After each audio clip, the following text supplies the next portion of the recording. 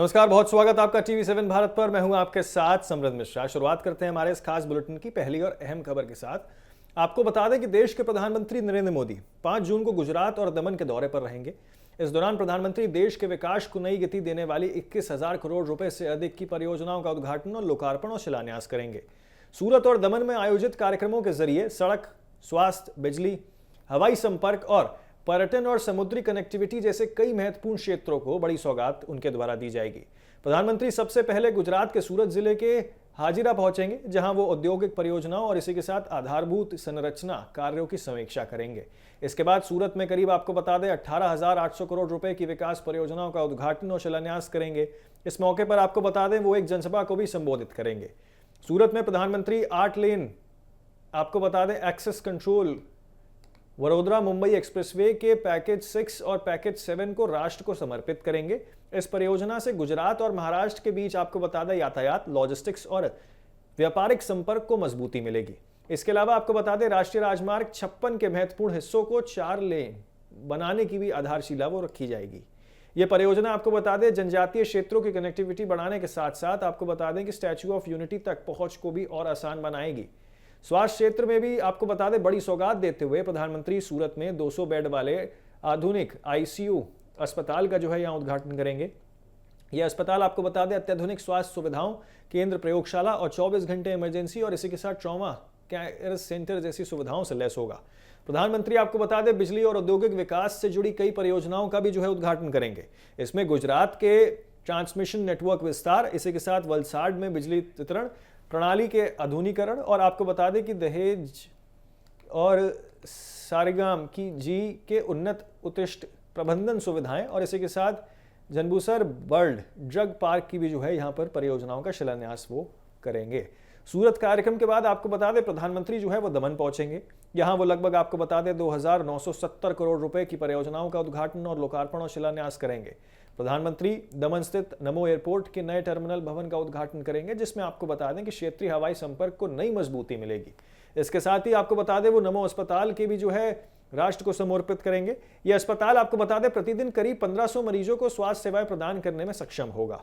दमन में प्रधानमंत्री लगभग आपको बता दें 1630 करोड़ रुपए की नई परियोजनाओं की आधारशिला भी रखेंगे। इसमें आपको बता दें कि कई सारे ब्रिज, यहां तक कि दमन कन्वेंशन सेंटर और इसी के साथ आपको बता दें कि यहाँ पर NIFT परिसर जैसी महत्वपूर्ण परियोजनाएं भी जो है इसमें शामिल होंगी।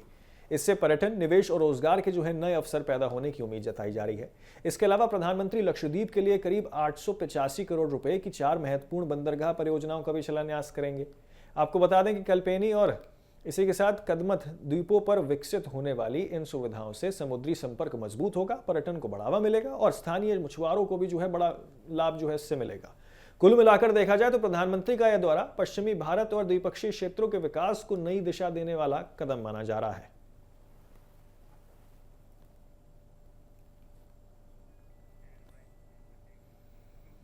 आगे बढ़ते हैं अगली महत्वपूर्ण खबर की ओर। आपको बता दें अगली खबर भी 5 जून से जुड़ी हुई है। कल यानी कि असम की राजनीति में 5 जून का दिन जो है बेहद अहम रहने वाला है। मुख्यमंत्री हेमंत बिस्व शर्मा के नेतृत्व वाली एनडीए सरकार अपने तीसरे कार्यकाल का पहला बड़ा कैबिनेट विस्तार करने जा रही है। इस दौरान आपको बता दें 12 विधायक मंत्री पद की शपथ लेंगे।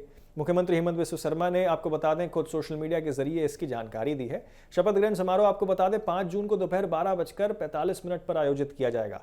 सरकार की ओर से जारी सूची के अनुसार आपको बता दें कि जिन 12 विधायकों को मंत्री बनाया जाएगा उनमें आपको बता दें अश्विनी राय सरकार, अशोक सिंघल, बिमल बोरा, इसी के साथ विश्वजीत देमारी, जयंत और कौशिक राय। आपको बता दें इनके अलावा जो है यहाँ पर केरब मेहता, नीलिमा देवी, पीयूष और इसके साथ तमाम ऐसे कई सारे नाम हैं जो शामिल इसमें बताए जा रहे हैं। आपको बता दें कि इस कैबिनेट विस्तार के जरिए बीजेपी ने साफ संकेत दे दिया है कि नई पीढ़ी के नेताओं को अवसर देने के साथ साथ वो अनुभवी चेहरों को भी जो है अपना भरोसा कायम रखना चाहती है। आपको बता दें कि गोकुलगंज से विधायक अश्विनी राय सरकार पहली बार मंत्री बनने जा रहे हैं। उन्हें पार्टी का युवा नेतृत्व रणनीति के महत्वपूर्ण चेहरे के रूप में माना जा रहा है। उनके शामिल होने से नई पीढ़ी को जो है यहाँ प्रतिनिधि मिलने के संकेत भी दिए जा रहे हैं। कई वरिष्ठ नेताओं का आपको बता दें दोबारा मंत्री पद भी जो है वो देकर सरकार ने अनुभव को जो है प्राथमिकता दी है। आपको बता दें कि यहाँ से विधायक अशोक सिंघल को जो है एक बार फिर से कैबिनेट का हिस्सा बनाया जाएगा। वो आपको बता दें स्वास्थ्य और परिवार कल्याण, इसी के साथ सिंचाई समेत कई महत्वपूर्ण विभागों की जिम्मेदारी संभाल चुके हैं। आपको बता दें कि लगातार जिस तरीके से चुनावी सफलता और प्रशासनिक अनुभव के कारण पार्टी ने उन पर दोबारा भरोसा जो है वो जताया है।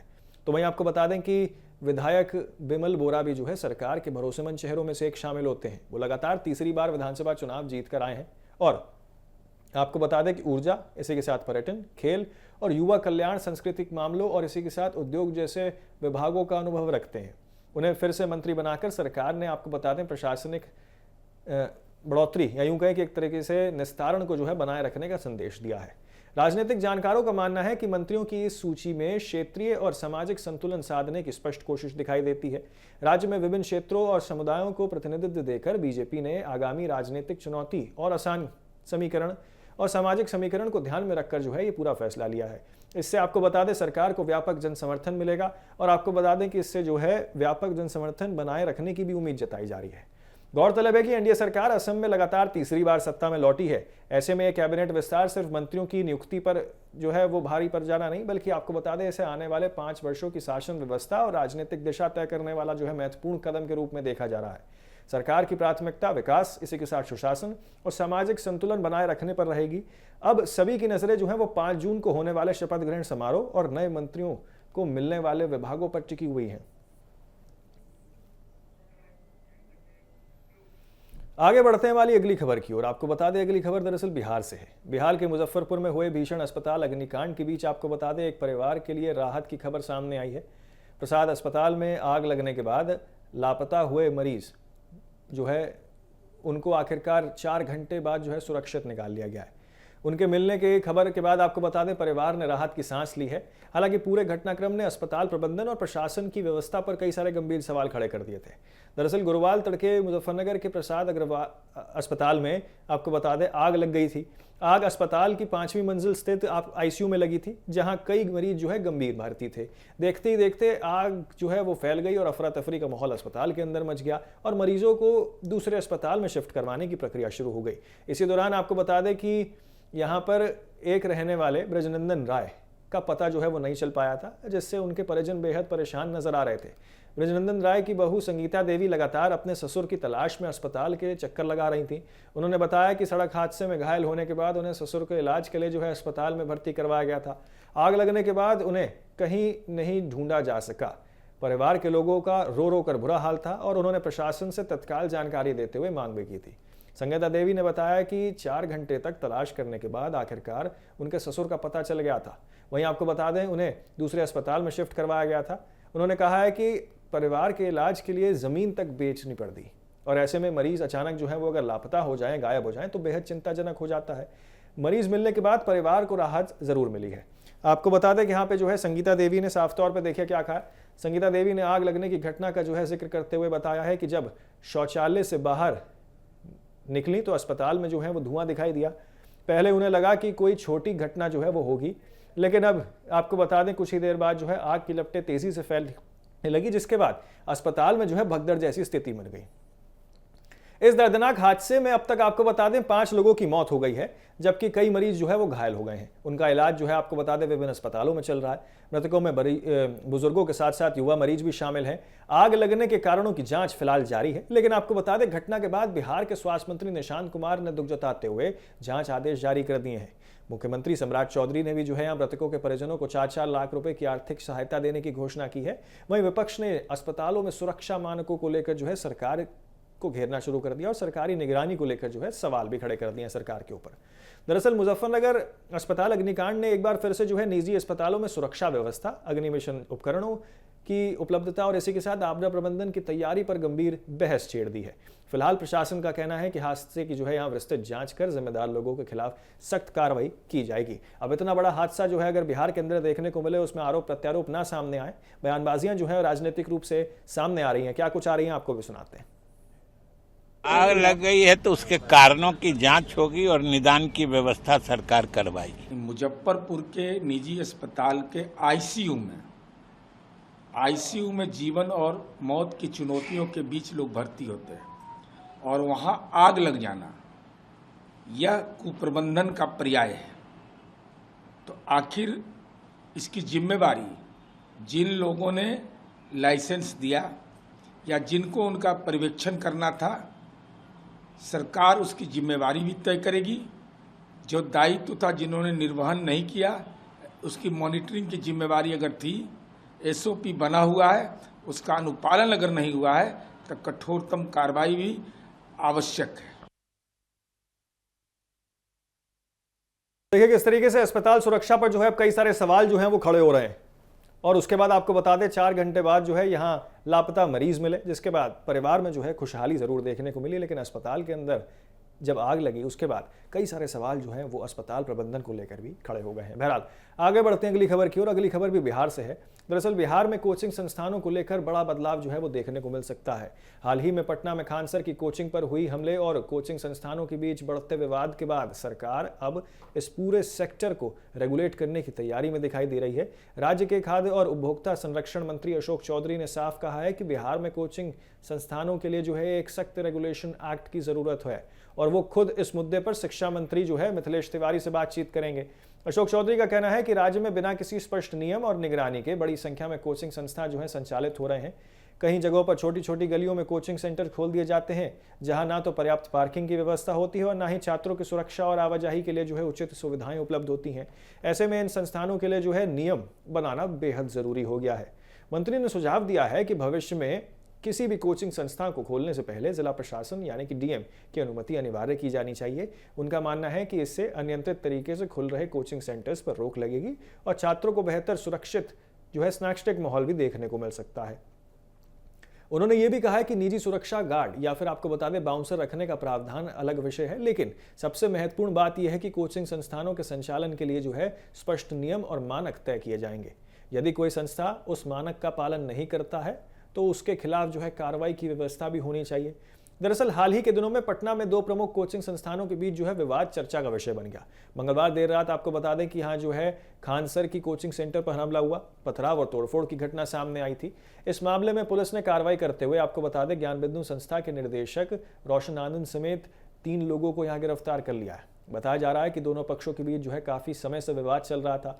इस घटना के बाद शिक्षा व्यवस्था और कोचिंग संस्थानों के संचालन को लेकर भी जो है कई सवाल खड़े हो गए हैं।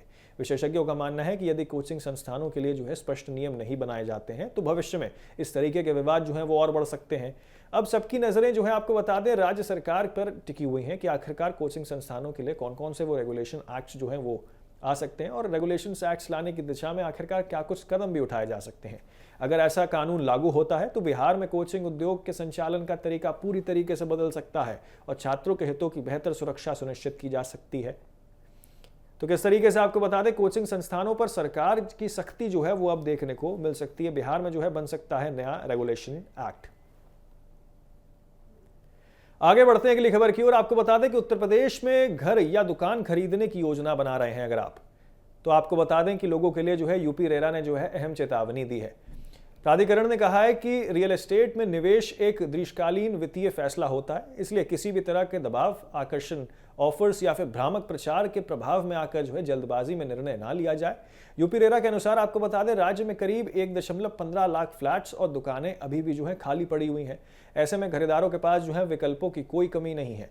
प्राधिकरण का कहना है कि निवेशक और घर खरीदना किसी एक परियोजना पर तुरंत फैसला लेने के बजाय कोई प्रोजेक्ट्स की तुलना करें और इसी के साथ जो है उनकी सुविधाएं, कीमतों और इसी के साथ कानूनी स्थिति की जो है अच्छी से जांच पड़ताल करें, उसी के बाद कोई फैसला लें।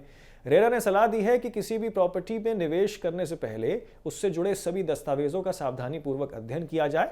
साथ ही यह भी सुनिश्चित किया जाए कि संबंधित परियोजना रेरा में पंजीकृत है या फिर नहीं है। खरीदारों को अपनी जरूरत, बजट और वित्तीय क्षमता के अनुसार जो है विकल्प चुनना चाहिए।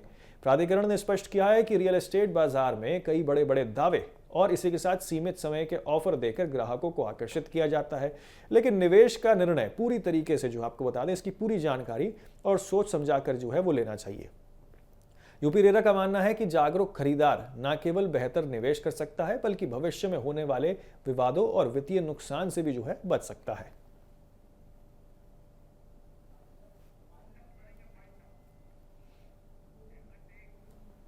तो फिलहाल के लिए हमारी इस खास पेशकश में इतना ही। जल्द होंगे आज से ऐसी ही देश और दुनिया की तमाम खबरों के साथ। आप देखते रहें सिर्फ TV7 भारत।